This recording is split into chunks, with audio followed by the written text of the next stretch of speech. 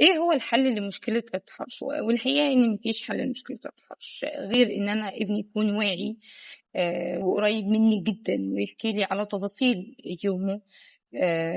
وإن أنا لازم أهتم إن أنا أوديه حضانة بتهتم أوي بالدور ده، وإن تكون الحضانة مش حضانة أكاديمي وخلاص، لأ، لأ، ليها دور في حملات التوعية للتحرش والتنمر، وبتهتم ببناء الطفل أكاديميًا ونفسيًا واجتماعيًا. فمهم جدًا إن أنتِ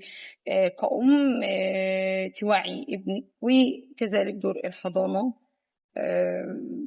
لإن حل المشكلة عندي بييجي من الوعي، مش من إن أنا أستنى المشكلة لمّا تحصل، لازم أوعّي ابني قبل حدوث المشكلة، لإن إحنا اتربينا بالفطرة إن إحنا اجتماعيين، وما أقدرش إن أنا أحل المشكلة دي إن أنا أخلّي طفلي منعزل عن العالم. يعني أنا لأ ما تنزلش، لأ ما تروحش، لأ ما تجيش، لأ خلّيه ينزل ويتعامل ويقابل مواقف، وإحنا لأ خلّيك واعي، لأ بلاش ده، لمّا حد ييجي يقول لك تعالَ معايا لوحدك، لازم تيجي تقول لي وأنا أقول لك روح والّا ما تروحش. خلّينا نكون قريبين من أطفالنا، طفلنا لازم يحكي لنا على الصغيرة والكبيرة، نحب أطفالنا أكتر عشان يحسّوا معانا بالأمان، ما يلتجئوش لأمان